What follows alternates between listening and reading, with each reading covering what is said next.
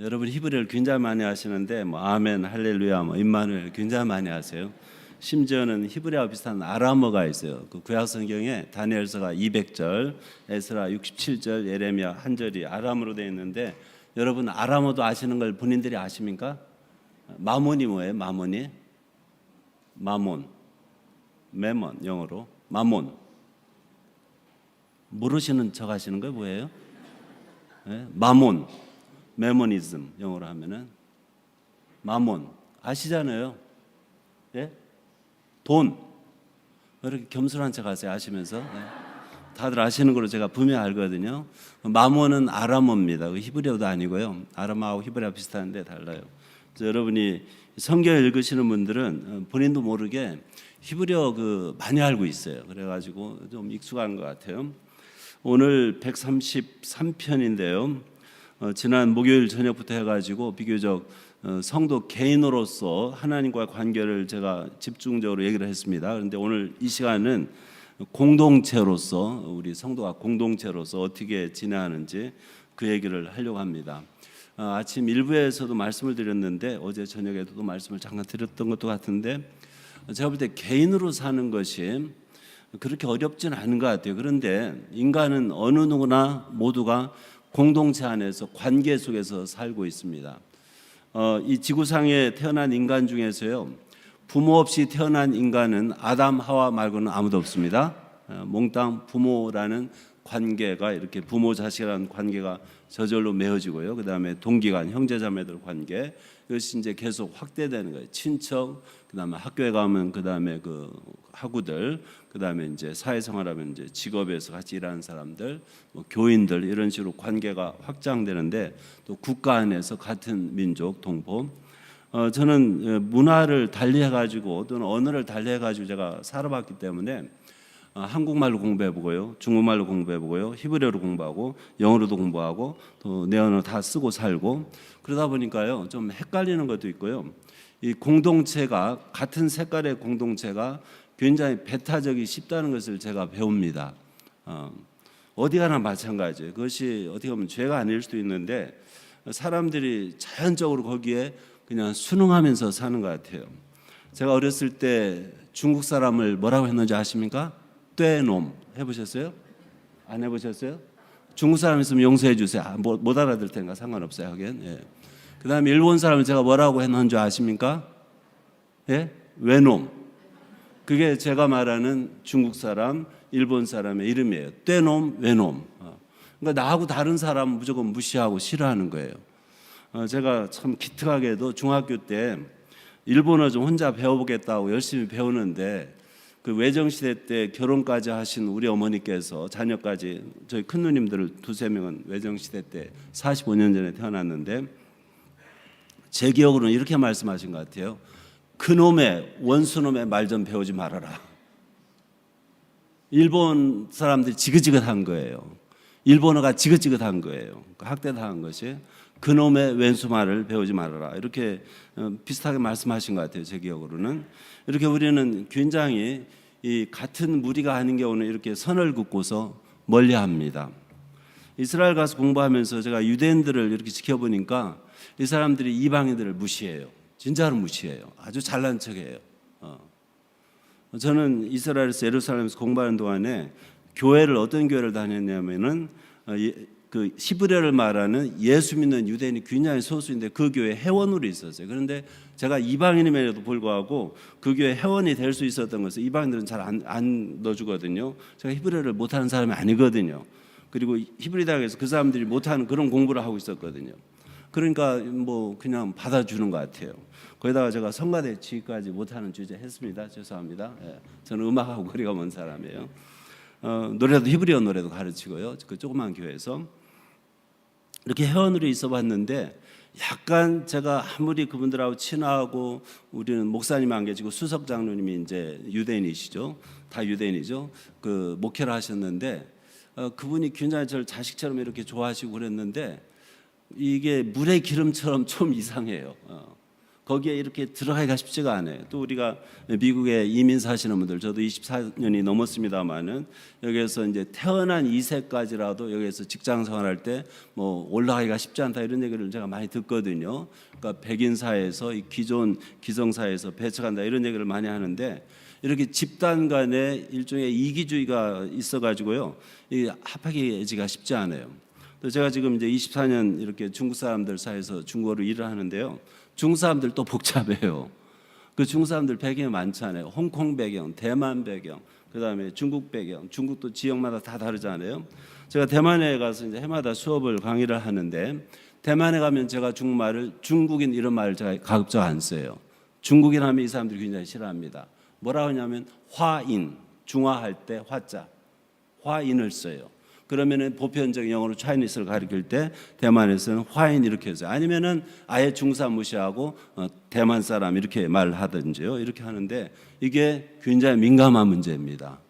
단 하나가 이렇게 집단 간에 이렇게 서로 선을 긋고요, 담을 쌓고 이런 게 비일비재한데, 에베소서에 보시면은 예수님께서 이 세상에 오셔가지고 하신 일 중에 하나가 이런 집단 사이의 담을 완전히 허무셨다는 겁니다. 특별히 에베소서 2장에는 유대인과 이방인 사이의 담을 완전히 허무신 거예요. 이건 그 당시에 대단한 일이에요.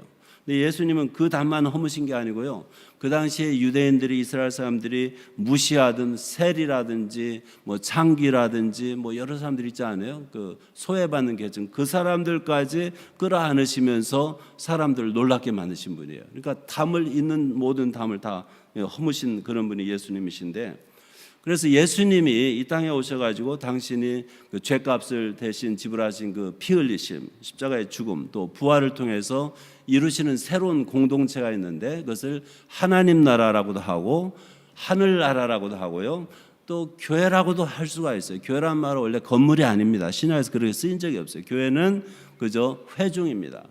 그저 믿는 사람들의 이 집단이에요. 그런 예수님이 만드신 하나의 커뮤니티입니다. 이런 공동체가 있는데, 그래서 저는 이러한 공동체를 예수 공동체라고 이렇게 부르기를 좋아하는데, 이 공동체는요 벽이 없어요. 예수 안에 들어와서 하나의 공동체. 그래서 이 공동체는 특징상 조직체라고 보기에는 좀 힘들어요. 분명히 사람들이 모인 그러한 조직인데, 조직체라고 보기에는 조금 맞지가 않고요, 오히려 유기체라고, 오르가닉 바디라고 할 수 있는 그런 유기체라고 볼 수 있는 그러한 집단이 이 예수 공동체입니다. 아주 특이한 집단이에요. 그거에 대해서 오늘 이 시편 133편에서 우리가 배울 수가 있습니다. 여기 133편 히브리 성경 1절은 다윗의 시, 곧 성전에 올라간 노래 이렇게 시작합니다. 우리 번역한 분들이 그것을 밖에다 내놓았는데 1절에 들어가요, 그것이. 자, 여기 다윗의 시, 그러니까 저자가 다윗이고요. 그 다음에 성전에라는 단어는 여기에는 히브리에 없습니다. 그죠? 올라가는 노래 이렇게 얘기하는데, 올라간다는 이 말은요, 오늘날 현대 히브리에서 이민, 이스라엘로 이민을 갈 때 올라간다고 이렇게 표현을 합니다. 알리아라고 그래요. 그래서 올림. 그리고 내려가는 것은 밖으로 이민 나가는 것을 내려간다고 표현해요, 히브리에서는요. 그래서 이 올라가는 것이 우리 성경 성전을 해석하는 번역하는 분들이 집어넣는데, 이게 예루살렘으로 올라가면서 어떤 분들은 1년에 3번 절기가 있잖아요, 중요한 절기가. 그때 노래하면서 간 건지, 아니면은 예루살렘에 이미 도착해서 성전에 예배하러 가면서 노래하는 건지 사실 잘 몰라요. 근데 그런 시들이 여기 120편부터 나오잖아요, 여러 편이. 이게 바로 올라가는 노래 중에 하나인데, 이 올라가는 노래들은 아주 간결해요, 짧아요, 노래가. 그리고 굉장히 함축적이에요. 그래서 우리가 문학도 마찬가지겠지만 이 하나님 말씀도 인간의 언어를 통해서 쓰였기 때문에 이 함축적인 이 시로 쓰인 이 언어를 해석하는 것이 사실 쉽지는 않아요. 근데 여기에 이제 어쨌든 우리가 이제 이 말씀을 통해서 함께 도대체 무슨 말씀을 하시는 건지 알아보려고 하는데, 1절에 보라 형제가 연합하여 동거함이 어찌 그리 선하고 아름다운고. 제가 시편 23편을 며칠 전에 갑자기 제가 다 기억하는 건데 히브리어로 잊어버려 노래를 못했는데 오늘은 할랍니다. 예. 말 흘리지 마세요. 예. 오늘은 짧거든요.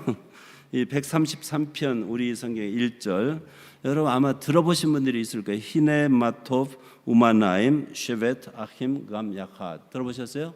제가 그걸 붙여서 하면은 히네 마토브 우마나임 쉐베타힘 감야하 들어보셨어요? 그런 곡조가 있고요. 히네마 토부마나임 쉐베타힘 감야하 히네마 톱 쉐베타힘 감야하 히네마 톱 쉐베타힘 감야하 들어보셨어요? 이 곡조는? 네? 못 들어보셨어요? 처음이세요? 모자 돌려야겠는데. 제가 알기로는 한국 분들 많이 아시던데요, 이 노래를. 이게 바로 시편 133편 1절인데요. 이스라엘 사람들이 많이 부르는 노래예요. 보라 형제가 우리 성경에 연합하여 동거함이 어찌 그리 선하고 아름다운고. 이 구절은요, 사실 이제 번역 문제를 또 얘기를 해야겠는데 영어 성경에서 in unity 연합하여 이 말을 많이 집어넣는데 실제 여기에서 이 히브리어 표현은 연합하여 영어로 in unity 이게 없어요. 그저 동거하는 겁니다. 같이 거하는 것이 우리가 말하는 결혼 전에 그런 동거 개념이 아니고요. 같이 사는 것이 한 공동체를 이루어서 사는 것이 어찌 그리 선하고 아름다운고 이게 첫 절입니다. 우리가 조금 전에 말씀드린 것처럼 가족이든 마을이든 지역사회든 국가든 이렇게 공동체로 살아가는데요. 민족 공동체 무슨 뭐 정치적 국가 공동체 이렇게 살아가는데요. 여기 1절에 연합하여가 없다고 그랬어요. 제가 원문에. 그런데 이 번역하시는 분들이 같이 사는데 연합되지 않으면 괴롭다 이렇게 판단을 해가지고는요 연합하여를 집어넣은 것 같아요. 영어로 하면 이런 것을 wishful thought 이렇게 말하잖아요. 바라기는 그래가지고 자기가 바라는 말을 번역에다 집어넣은 거예요. 그런데 히브리어에 없어요 그게. 그래서 히브리어대로 하면은 보라 형제가 동거하는 것이 어찌 그리 선하고 아름다우고 이렇게 끝납니다. 이것은 제가 여러분이 증거를 대라면 이 여기서 동거한다는 단어 함께가 있어요. 연합하여가 아니고 죄송합니다. 함께 연합하고 좀 달라요. 우리 성경 연합 좀 괜찮은 것 같은데 함께 같이 다 함께 그 단어가 있어요. 야하드라고 그러는데 이것을 이제 쭉 찾아보면 알거든요. 어려운 거 없어요. 제가 그것을 일일이 나열하지는 않겠습니다. 예레미야라는 선지자가 있습니다. 이 사람이 젊었을 때 아마 20 그 전후해 가지고 하나님의 소명이라고 하죠. 콜링을 받았어요. 이 사람이. 그래서 40년 넘게 선지자 노릇을 하는데 자기가 자원한 일이 아닙니다. 자기가 원한 일도 아니에요. 그리고 자기가 아직 어리고 또 제사장 집안이긴 하지만은 이 사람의 조상이 그 옛날에 엘리 집안 엘리일 가능성이 크거든요. 아나도 그다음에 또 그 전에 다른 조상 엘리오하고 예레미야 사이 다른 또 안 좋은 일로 그냥 물러간 그런 다윗 시대 그런 제사장 집안 같은데 이 젊은 친구가 어느 날 하나님의 부름을 받고요 거절하는 거예요. 나는 어립니다. 못하겠습니다. 이렇게 거절하는데 하나님이 강권적으로 이렇게 부르셔가지고 어쩔 수 없이 선지자 노릇을 40년 넘게 하는데요. 근데 그 당시에 자칭 선지자라고 하는 사람이 유다 말기거든요. 유다가 멸망할 때인데 굉장히 많았어요. 이름도 나와요. 예레미야에 보면은. 근데 이 사람이 하나님의 말씀을 받아가지고 그대로 전하는데 이 사람이 경험한 건 뭐냐면은 듣는 사람들이 왕부터 백성에 이르기까지 싫어해요. 하나님의 말씀을 받는 것을 싫어하더라고요. 그래서 저도 어때는 그것을 제가 감안하고 성경을 가르치는 사람입니다. 성경 말씀을 그대로 전하면 좋아하는 사람도 있지만은 싫어하고 배척하는 사람들도 꽤 많더라고요. 제가 그걸 감안을 하는데 예레미야가 그런 경험을 한 사람이에요. 이 사람이 이 사람이 전한 메시지가 문제가 있어요. 유다가 망한다는 얘기예요. 또 바벨론 군대가 이제 와서 유다를 이제 무너뜨릴 터인데 이게 말도 안 되는 그러한 예언을 하는데 무슨 얘기를 하냐면 왕들과 이 대신들에게 무슨 말을 하냐면은 항복하시오. 싸우지 마시오. 항복하면 살고 그다음에 덤비면 싸우면 죽습니다. 이런 메시지를 전해요. 그러니까 이게 매국노 중에서도 매국노인 거예요. 어린 한국 아이가 일본말 배우는 것보다 더 나쁜 거예요, 이게. 그러니 사람들이 견디지를 못해요. 근데 많은 선지자들은 그 당시에 싸웁시다. 이 땅에 이 예루살렘에 성전이 그때 있었거든요. 성전이 있는 한 믿음도 좋죠. 하나님께서 우리를 보호해 주십니다. 얼마나 믿음이 좋습니까? 그런 평화의 메시지를 전하는 거예요. 그것도 많은 사람들이. 그러니까 많은 사람들이 그렇게 말하니까 또 좋은 메시지고 싸우라고 격려하니까 얼마나 이게 격려가 되고 좋습니까? 그래서 많은 사람들이 예레미야가 전한 메시지를 듣지를 않습니다. 예레미야가 이런 상황에서요, 자기가 하나님이 보여준 대로 하면 이 나라가 망해가고 있어요. 그게 눈에 보이는 거예요. 그런데 백성들은 듣지를 않아요. 왕은 또 대신을 눈치 보느라고 듣지를 않아요. 듣는 척하면서도 안 들어요. 또 거짓 선지자들은 또 설치돼요. 이런 상황에서 예레미야는 무슨 고백을 하냐면, 내가 차라리 광야에서 혼자 살았으면 좋겠다. 내가 이러한 공동체 가운데서 거하는 것이 너무 괴롭다. 광야에서 혼자 그냥 있으면 그냥 거기서 울고 불고 혼자서 소리 지르고 그렇게 하고 싶다는 거예요. 그러한 마음을 토로한 적이 있어요. 사람이 관계를 맺고, 그것이 가족 관계든 그것이 마을에서의 공동체 관계든 같은 민족이든 하여튼 같은 언어권이든 같은 문화든 공동체 안에서 한 구성원으로 사는 것이 그렇게 쉽지를 않은 것은 여러분 다 잘 아시잖아요. 심지어 같은 교회 안에서도 한 교회 교인으로 사는 게 그렇게 쉽지 않거든요, 사실은. 여러분, 옆에 사람하고 충돌하지 않으려면 좋은 방법이 있는데 말씀드릴까요? 혼자 산에 가 사세요. 아주 간단해요.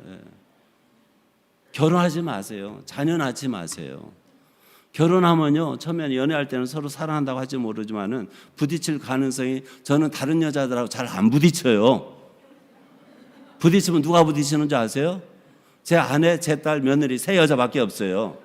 이렇게 얘기하면 이 사람은 항상 부딪히는 거로 이렇게 오해할 수 있는데 그렇지 않습니다. 오해하지 마세요. 이게 인생이에요. 같은 공동체 안에 사람들이 부딪히기 쉽다고요. 근데 그게 인간이에요. 공동체 안에 살도록 되어 있어요.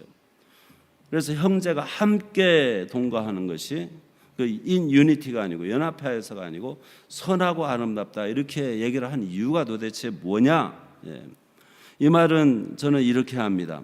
이게 가능하거든요. 어떻게 가능하냐면은 이 믿음의 공동체, 예수님을 믿어서 한 공동체가 된 이 사람들이 하나의 가족처럼 이해하면은 이게 어느 정도 이루어져요.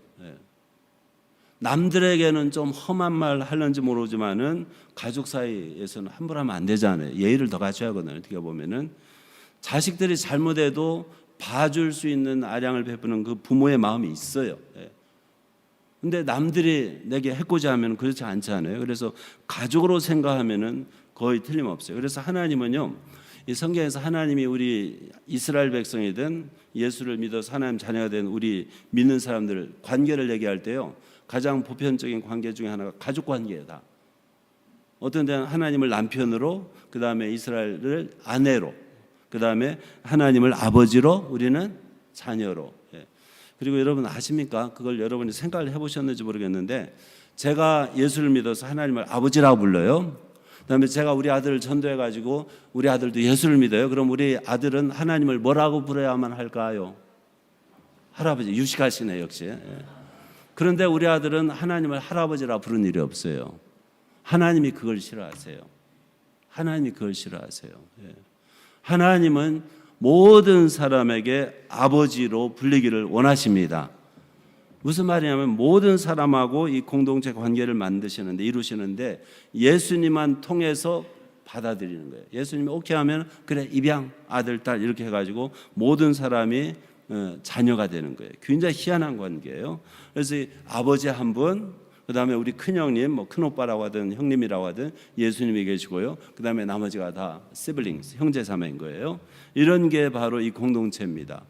그러니까 이 가족 공동체라고 생각하면은 그 마찰이 있다가도 어느 정도 그냥 받아줄 수 있는 상황이 많습니다. 그러니까 우리가 이제 같은 교회 안에서 교인 노릇하면서요, 누가 내게 해코지 한다 그러면은 나이 드신 여자분이 내 어머니인데 봐드려야지 이렇게 하시기 바랍니다. 우리 어머니가 노망이 드셨나 이렇게 봐주시라고요. 그다음에 나이 드신 어른이 남자분이 하시면은 우리 아버님이 웬일이야, 어제 술을 잘못 드셨나 이렇게 이해하시면 된다고요. 그다음에 젊은 사람들 문제 일으키면은 아이고 내 자식 봐가지고 이렇게 생각하시면 되는 거예요. 이게 가족 공동체입니다. 가족 공동체.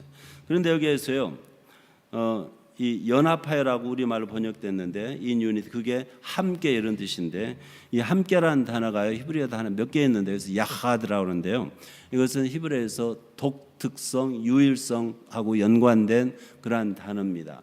유일한 아들, 독생자 할 때 이 단어를 써요. 하나님이 아브라함에게 내 사랑하는 아들, 너의 독자 할 때 그 유일한 아들 그 말입니다. 또 예수님은 하나님에게 유일하신 독생자 그 말이에요. 그 유일성, 독특성 이게 있어요. 이 공동체는요 굉장히 독특해요. 사실은 유일해요. 어느 곳에도 이러한 공동체가 없어요. 그래서 이 신앙 공동체는요 다른 이 세상의 모든 다른 공동체를 본받으면 절대 안 됩니다. 독특해야만 해요. 유일해야만 해요. 하나님 아버지께서 원하시는 대로 가야만 합니다. 이 세상 방식으로 이 예수 공동체가 교회도 이렇게 해야지 세상식으로 이렇게 생각하시면 안 된다는 거죠. 이것은 굉장히 독특하고 굉장히 유일한 그러한 공동체예요. 그래서 우리가 이러한 가족 관계로 이해하시고요. 서로 그냥 넉넉한 마음으로 서로 받아주고 서로 용서해주고 서로 사랑하고 이렇게 할 수 있다면은 이러한 단체는 선하고 아름다운 이러한 공동체가 될 수 있는 겁니다. 그래서 우리가 형제자매 어떤 교회에서는 특별히 브레드린 처치 이런데 형제회 이런 교회에서는요 그냥 아무개 뭐 권사님 이런 것도 없잖아요. 그냥 아무개 형제, 아무개 자매. 우리 한국 그 정서에는 좀 안 맞을 수 있겠지만은 그런 교회들이 있지 않습니까? 나이에 상관없이 아무개 형제, 목사님도 아무개 형제 이렇게 얘기하잖아요. 뭐 그게 이제 문화적으로 뭐 괜찮다면 그것도 괜찮을 것 같은데 가족 관계입니다. 예수 그리스도의 피로 맺어진 유일한 가족의 형제 자매입니다. 옆에 분한테 아우님 안녕하세요 한번 해보시라고요. 누님 뭐 이렇게 한번 해보시라고요. 남이 아니에요. 이 사람들이 남이 아니라니까요. 절대 남이 아닙니다, 여러분. 여러분 가족이 갑자기 커져서 좀 부담이 되시나요? 저희 어머니는 12를 낳으셨는데 나실 때는 어떤지 모르겠지만은 지금 동기간이 많으니까 나쁘진 않더라고요. 저희 집은 또 여자 인구가 넘쳐나는 집안이에요. 비율이 우리 어머니가 나신 게 9대 3이죠. 아마 9대 3에. 동기간이 많은 게 좋지 나쁘지는 않아요. 그냥 많이 낳을 수 있으면 괜찮은 것 같아요. 자, 이게 이제 가족 공동체고요. 두 번째는요. 2절에 이것은 조금 해석이 필요한데 이상한 해석이 될 수도 있어요. 잘 들어보세요. 머리에 있는 보배로운 기름이 수염 곧 아론의 수염에 흘러서 그의 옷깃까지 내린 것 같고 오늘날도 유대인들 중에 이 종교적인 사람들 religious Jews 아니면 ultra orthodox 이런 사람들은요 수염을 그냥 기르는 거 아시죠? 심지어 여기도 이렇게 길러가지고 보셨어요? 이 사람들은 장난도 잘해요. 이렇게 침 발라가지고 빌빌 꼬아요. 그래서 옆에서 버스에서 앉아있으면 왜 이렇게 냄새가 나는지 1년 내내 그 시커먼 그 더운 옷을 입고요. 땀 흘리고요. 그런 것을 볼 수가 있는데 아론은 대제사장이에요. 첫 번째 대제사장인데 머리에 있는 보배로운 기름이 수염 곧 아론의 수염에 흘러서 그러니까 머리에 있는 기름이 수염까지 흐른다는 것은 기름을 많이 부은 거예요? 조금 부은 거예요? 많이 부었다는 뜻이거든요. 그리고 이스라엘의 성경에서 기름하면 올리브 기름이에요. 올리브 기름. 올리브 기름 그 첨에 짠 건 굉장히 비쌉니다. 여기서 뭐 스페인 이런 데 수입한 거 이태리 한 통이고 수십 불 하잖아요. 싸지는 않아요. 이 올리브 기름을 이렇게 붓는데 보통 기름을 성경에서는 몇 가지 역할이 있어요. 그 중에 하나는 성전에서 쓰는 관유라고 하죠. 기름 향유를 만들 때 쓰기도 하고 또 우임식 할 때 뭐 대제사장이라든지 왕이라든지 우임식 할 때 기름을 부어요. 그게 메시아 어노인티드 원 그러니까 기름 부음 받은 사람 이런 뜻이죠. 기름 부음 그런 일이 있어요. 그리고 뭐 여러 가지 등잔유로도 씁니다. 그것도 중요해요. 경제 가치에 있어서 이게 바로 이제 올리브 기름인데 여기 아론이 언급됐고 아론을 마치 이제 기름을 부어 가지고 제사장을 임명하는데 그냥 넘치도록 이렇게 붓는 그런 것을 보게 되게요. 그래서 심지어는 수염을 지나 가지고는 옷깃까지 이렇게 적십니다. 구약 성경에서 이 대제사장은 상징하는 바가 있어요. 누군지 아십니까? 메시아입니다. 예수님. 메시아는 기름 부음 받은 자 이런 뜻이거든요. 크리스토스 이 그리스 말은 히브리어 마시악 메시아를 번역한 말이에요. 기름 부음 받은 자 이런 뜻입니다. 그래서 기름 부음 받은 자 갑자기 시어에서요 이 대제사장을 언급하는데요. 이 지금 말씀드린 것처럼 이 시는 이 시적인 언어들은 해석을 많이 하면 돼요. 그래서 잘못하면은 엉터리 해석이 나올 수도 있어요. 아전인수격으로. 그런데 저는 이렇게 봐요. 이 2절은 여기에서 이 공동체에서 가장 중요한 존재가 누구냐 이걸 배울 수 있는 것 같아요. 우리 예수 공동체 안에서 가장 중요한 존재는요. 이 교회라면은 목사님도 장로님도 집사님도 아닙니다. 누구겠어요? 알아봤어요. 여러분 똑똑하신 줄. 예수님입니다. 교회에서 이 교회란 공동체에서 가장 중요한 구성은 누구냐면은 오직 한 분 예수님밖에 없습니다. 그걸 잊으시면 안 돼요. 교회에 왜 분열이 있고 왜 싸움이 있느냐? 예수님이 안 보여서 그래요. 또는 예수님을 교회 밖으로 쫓아내서 그래요. 계시록의 7교회 예수님이 편지를 하시잖아요. 여러분 우리가 가끔 뭐 사형리 해가지고 이제 전도할 때 사형리 들어보셨어요? 모르는 척 하지 마시고 들어보셨어요? 네, 들어보셨죠? 네, 전도할 때 마지막으로 이제 결신 기도를 한다고 합니까? 그 결심을 하게끔 기도를 하는데 그때 초청의 말이 있잖아요. 예수님이 문 밖에서 두드리십니다. 이렇게 노크하시는데 열어주세요. 마음을 여시고 예수님을 영접하세요. 이런 이제 그 초청을 하잖아요. 저는 그 이제 사형리 가지고 저도 해봤습니다만 그 얘기를 할 때마다 좀 마음이 좀 이상해요. 왜냐하면은 그 구절이 계시록 3장에 나오는데 마지막 7교회에서 7째 교회 무슨 교회죠? 라오디게아 교회 편지하실 때 내용이에요. 예수님이 라오디게아 교회를 향해서 하시는 말씀이 나 문 좀 열어줘 그 말이에요. 우리는 이제 사형리 통해서 불신자의 그런 초청장을 얘기하는데 실제 그 문맥을 통해서 보면은 예수님이 그 구절을 교회를 향해서 말씀하신 겁니다. 그러면 마음이 아파요. 7교회 중에 그 마지막 교회는 예수님을 어디에 모셨는지 아십니까? 문 밖으로 쫓아낸 거예요. 그 문을 닫아버린 거예요. 가장 교회에서 그분이 없으면 교회가 아니에요. 그분 없으면 시체입니다. 교회라는 것은. 그런데 그러한 가장 중요한 그분을 문 밖에 몰아내놓고 문을 닫아버린 거예요. 그 모습이 상상이 돼가지고요. 마음이 아파요. 오늘날 땅 위에 있는 교회 중에 얼마나 많은 교회들이 라오디게아 같은 교회일까? 이것을 생각하면요. 마음이 아픕니다. 여러분 해골교회는 그런 거 아닌가요? 해골교회 들어보셨어요? 갈보리 교회를 우리말로 하면 해골교회입니다. 지난번에 말씀드렸는데 잊어버리셨나 보네요. 갈보리, 칼푸스, 라틴어에서 왔는데 골고다하고 똑같은 말이에요. 성경에는 갈보리가 없어요. 라틴어로 많이 오랫동안 기독교 전통이 이루어지면서 이제 갈보리가 나왔는데 예수님이 이 공동체 안에서 나가게 되면은 그 공동체는 시체입니다. 그래서 여러분이 이 공동체에 항상 이 공동체에 가장 중요하신 분은 누구라고요? 예수님이다. 잊지 마시기 바랍니다.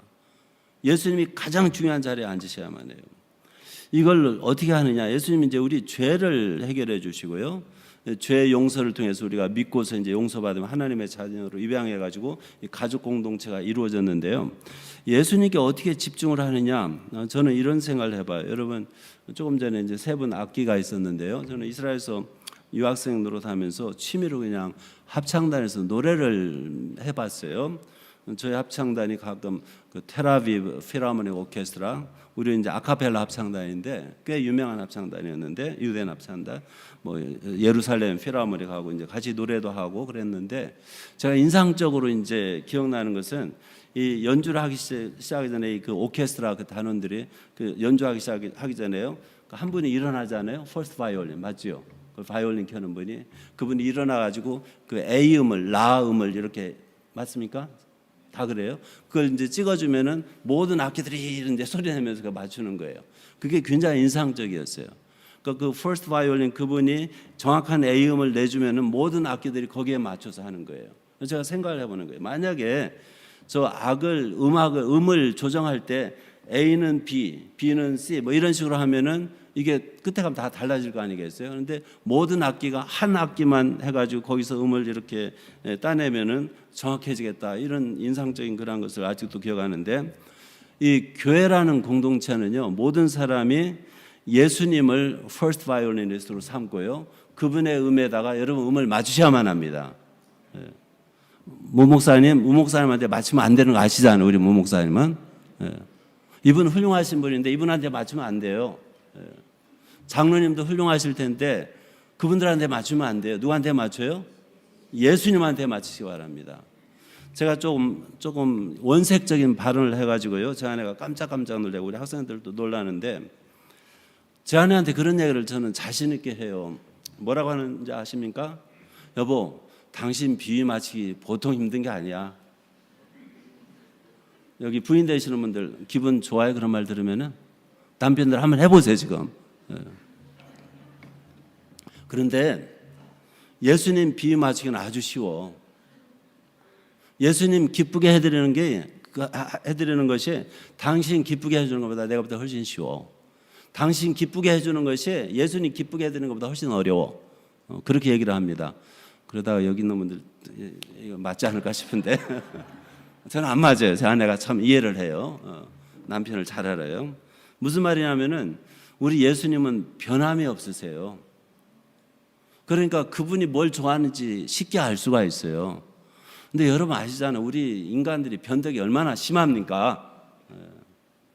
물론 제 아내는 커피를 좋아하지만 그런 타입은 아니지만, 예를 들어서 오늘은 라떼를 먹고 싶다고 하고 어제는 분명히 블랙을 먹고 싶다고 그랬는데 왜 변하는지 제가 여자 마음을 어떻게 합니까? 여자도 안 해봤는데. 어쨌든 간에 인간은 변합니다. 너나 할 것 없이. 인간은 변해요. 그런데 우리 주님은 영원히 어제나 오늘이나 변함이 없으세요. 그러니까 그분은 당신이 좋아하는 것이 아주 정확해요. 그러니까 그분한테 조율하는 것은 사실 굉장히 쉬워요. 그러면은 부부가 서로 남녀가 만나가지고요, 서로 조율을 하려고 처음에 이제 결혼해가지고 초창기에는 노력을 하거든요. 부인은 아내한테, 아내는 부인한테 잘하려고. 저는 그게 피곤한 삶이라고 보는 사람이에요. 특별히 믿음의 자녀들은요, 결혼하면요, 이건 계약 관계예요. 집안에서 유일하게 혈통 관계 아닌 게 뭔지 아세요? 부부 관계입니다. 이게 가장 친하다가 가장 원수가 되기 쉬운 관계예요. 부모 자녀 관계는 혈연 관계이기 때문에 끊을 수가 없어요. 여러분 부모 자식 이혼한다는 말 들어봤어요? 말도 성립이 안 되지만, 이게 부부 관계는 원래 아무런 혈연 관계가 없기 때문에 이건 계약 관계입니다. 어떻게 보면 굉장히 위험한 관계예요. 근데 이 계약 관계에 들어간 부부가 서로 맞추려고, 서로 조율하려고 하면은 제가 배운 바로는 피곤한 인생이에요. 제가 한 가지 여러분에게 구체적인 제안을 드립니다. 올해 결혼하셨든 조금 전에 결혼하셨든 부인은 부인대로 누구한테 조율을 해요? 예수님한테. 남편은 남편대로 예수님한테 조율하면요, 두 사람의 하모니가 오케스트라처럼 아주 잘 맞아요. 오늘 성가대처럼 그렇게 잘 맞는 거죠, 집사님? 맞습니까? 제가 귀가 그렇게 음악적인 그런 거 없습니다만은 굉장히 듣기가 좋았어요. 모두가 가족 구성원이, 이 공동체 구성원이 예수님한테 조율을 하면은 이 공동체는 아름다운 공동체가 됩니다. 서로 맞추려면요 피곤해요, 여러분. 너무 피곤합니다. 사람 기분을 좋게 하려고 노력하지 마세요. 잘못하면 아부가 될 수가 있고요, 잘못하면 뇌물을 갖다 바쳐야 할 수도 있고요. 안 좋아요. 사람이 뭐라고 보든 간에 우리 주님을 즐겁게 해주시는 여러분이 되기를 바랍니다. 그러면 이 공동체는 안전해요. 이 공동체는 아주 아름다운 그러한 편안한 공동체가 될 수가 있습니다. 그 다음에 세 번째로요, 마지막 절이죠. 헐몬의 이슬이 시온의 산들에 내림 같도다. 거기서 여호와께서 복을 명령하셨으니 곧 영생이로다. 제가 지리적 배경을 좀 설명해야만 여러분이 이해를 하실 것 같아요. 헬몬, 이 산은 지금 이스라엘의 가장 북쪽에 있어요. 최근에 시리아 반군이 그 시리아를 완전히 장악해 버렸잖아요. 그러면서 그 헬몬 산에 그 봉우리가 몇 개 있는데 최고봉은 제가 알기로는 시리아 쪽에 있었는데 이 틈을 이용해서 이스라엘 군대가 점령해 버렸어요. 그 최고봉을. 그래가지고 그 헬몬산 전체 지역을 이제 점령을 했는데 이스라엘 군대가 들어가 있는데, 헬몬산은 이스라엘 가장 북쪽으로서 그 시온이라고 하는 곳은 예루살렘인데 시온에서부터 헬몬산까지 직선 거리로 하면은 190km입니다. 대략 190km. 제가 많이 다녀본 지역입니다. 그냥 상상해서 얘기하는 게 아니니까 안심하세요. 예. 190km 지점인데 자동차로 대략 4시간 걸립니다. 예루살렘에서 헬몬까지. 그러니까 거리가 이 조그만 나라에서 이 뉴저지 크기만 하다고 그러는데 굉장히 먼 거예요. 예루살렘의 연평균 강수량, 그러니까 비하고 눈은 별로 안 옵니다. 강수량 합해가지고 590mm, 인치로 하면은 23.2인치, 23.2인치 이렇게 돼요. 그 강수량이. 그런데 그 헬몬산 그쪽은 1,500에서 1,200 가량, 2배가 넘지요. 비가 많이 와요. 눈도 많이 오고요. 헬몬산. 그래서 한 4월쯤 되면 헬몬산이 아직도 정상은 눈에 덮여 있는데 남쪽은 굉장히 더워요. 이스라엘이 그래요. 이렇게 차이가 나요. 그런데 이스라엘에 여름철에 비가 안 내리는 건기인데 물이 있어요. 그 물이 뭐냐면 이슬입니다. 이슬은 우리가 강수량과 조금 다르게 1년 중에 몇 날 밤 동안에 이슬이 내리느냐 이렇게 계산을 합니다. 그래서 이 헬몬산 지역에는 그 이슬이 내리는 그 밤 날수가 제가 기억하기로는 200일이 넘는 것으로 알고 있어요. 가장 많이 내립니다. 헬몬산이. 그래서 이슬이 풍부한 지역인데 비도 많이 내리지만은 눈도 많이 내리고 헬몬의 그 풍성한 이슬이 190km 직선거리로 그 남쪽에 시온의 산들에 내린 것 같도다. 이걸 문자적으로 해석하면 답이 뭔지 아십니까? 거짓말 이렇게 돼요. 말도 안 되는 소리예요. 그러니까 이게 시어잖아요. 시적으로 비유적으로 표현했잖아요. 헬몬에 내리는 그 풍성한 이슬이 마치 시온 190km 그것도 직선거리로 떨어진 그 시온의 산들의 내림과 같도다 그랬으니까 직유법이라고 합니까? 이게 비유잖아요. 수사법이잖아요. 거기는 헬몬산이 아니에요. 시온산이에요. 거기서 여호와께서 복을 명령하셨는데 곧 뭐라고요? 영생이로다. 복이란 말 이제 첫 번째 1편에서 그 복은 행복이다 좀 단어가 다르다고 그랬는데 근데 제가 둘째 날인가 하나님은 복을 주시길 원한다. 복을 받는 그릇이 뭐냐? 감사와 찬양이다. 그 말씀을 전했는데 여기서 그 두 번째 복이에요. 영어의 blessing. 그 복을 명령하셨는데 이 복을 사람들이 얘기할 때요. 뭐 장수, 건강, 그다음에 출세 가지고 뭐 높은 직위를 얻는다든지 유명해진다든지 뭐 이런 걸 생각하는 것 같은데요. 여기에서 성경에서 말하는 최고의 복은 그 어느 것도 아닙니다. 그 어느 것도 아니에요. 부유도 아니고요, 명성도 아니고요, 건강도 아니고요, 장수도 아니에요. 최고의 복은 여기 시온산에서, 시온의 산들에서 거기서 여호와께서 복을 명령하셨는데 뭐라고요? 영생이로다. 최고의 복은 영생이에요. 여러분 돈 많이 벌어놓고 누리지도 못하고 바로 죽으면 복입니까 아닙니까? 예? 돈 많이 벌어놓고요 건강이 없어가지고요 치료도 그 많은 돈 가지고도 치료도 못하고 고생하는 거 복입니까 아닙니까? 예.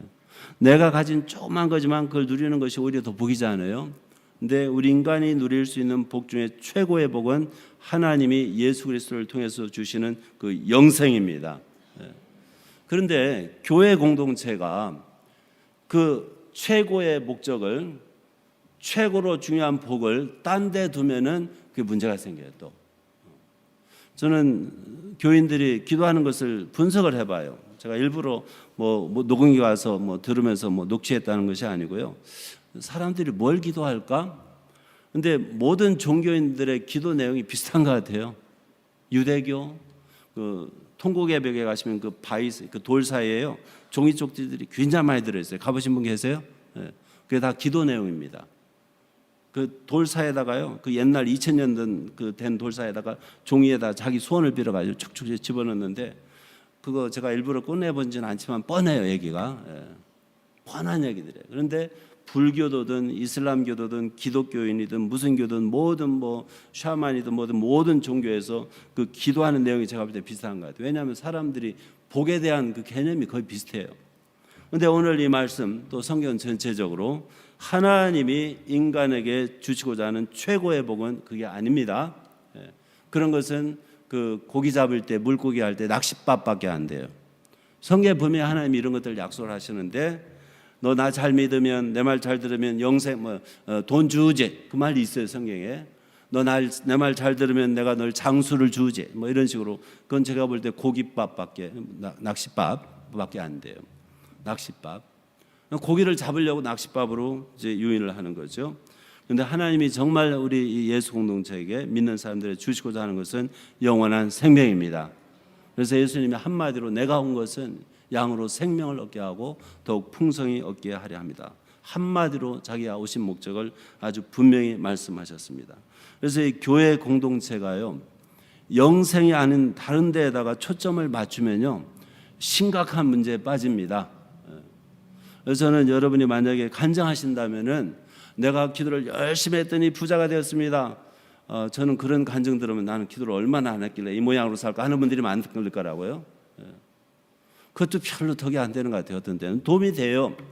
제가 열심히 죽을 병에 걸렸는데 기도했더니 하나님 날 살려주셨습니다.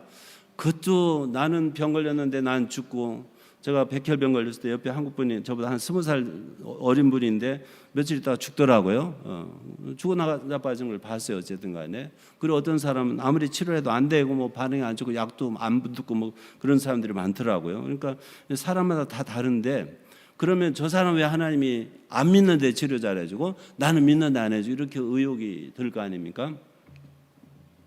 그런데 우리가 진정 가장 중요한 들어야 할 간증은, 제가요 예수님 알기 전에는요 죄인으로 살았어요. 죄인이 하는 일이 뭐겠어요? 죄 짓는 일이 죄인이잖아요. 죄인이 죄를 안 지면 좀 이상한 거예요. 그때는 정신병원에 가봐야만 해요. 죄인은 죄를 짓는 게 일입니다. 근데 내가 예수님을 알고 나니까 이게 죄라는 것을 알게 되었고, 성경 읽어보니까 이게 죄고요. 그래서 내가 회개하고 예수님이 내 죄를 위해서 대신 죽은 걸 알아요. 내가 이제 예수 믿는데 예수님이 나한테 영원한 생명을 주셨어요. 옛날에 난 죽은 사람이었는데, 요한복음 5장 24, 25절처럼요. 지금은 내가 이미 죽은 사람이 아니에요. 내게는 생명이 있어요. 이러한 간증을 여러분이 많이 하시기 바랍니다. 교회 공동체의 목적은 모든 사람이, 구성원 모두가, 이 가운데는 이미 영생을 소유한 사람도 있겠고 그렇지 않은 사람도 분명히 있어요. 교회 안에는 알곡도 있고 가라지도 있거든요. 근데 모두가 이 문 안에 드는 사람들은 영생을 얻으시기를 바랍니다. 그러려면 공동체가요 이 영생을 함께 추구해야만 하고, 영생을, 이 생명을 최고의 목적으로 둬야만 해요. 그렇지 않으면 교회 안에서 돈 없는 사람, 돈 있는 사람이 부럽고요, 자식이 공부 잘하면 자식이 공부 못하는 지질이 아들, 딸을 둬가지고 부럽고요, 또 건강하지 못한 사람들은 건강한 사람들이 부럽고요, 머리털 빠지는 사람, 머리털 난 사람이 부럽고요. 이렇게 되는 거예요. 영생을 소유하고 그 영생을 풍성히 누리는 사람을 여러분이 부러워하시기를 주의 이름으로 축원합니다. 그럼 이 공동체는 정말 아름다워요. 정리합니다. 이 공동체, 신앙 공동체, 굉장히 독특하고 이 땅에서 유일한 공동체예요. 예수님이 자기의 피값으로 세우신 이러한 공동체예요.